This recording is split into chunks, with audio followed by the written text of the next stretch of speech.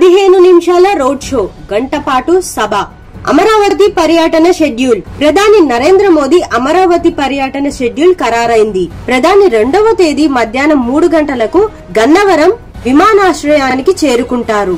Helicopter లో మధ్యాహ్నం 3:30 గంటలకు అమరావతిలోని హెలిప్యాడ్ కి చేరుతారు.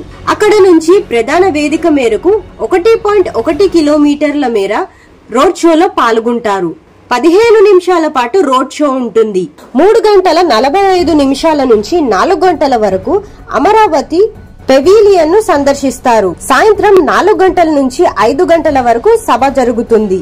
అమరావతి పునర్నిర్మాణం పనులకు శంకుస్థాపన చేసిన అనంతరం సభలో ప్రసంగిస్తారు. 5:10 హెలికాప్టర్ లో బయలుదేరి గన్నవరం విమానాశ్రయానికి చేరుకుంటారు. 5:20 గన్నవరం నుంచి బయలుదేరి ఢిల్లీ వెళ్తారు. ప్రధాన వేదికపై 20 మంది. ప్రధాని సభ కోసం 3 వేదికలు సిద్ధం చేస్తున్నారు.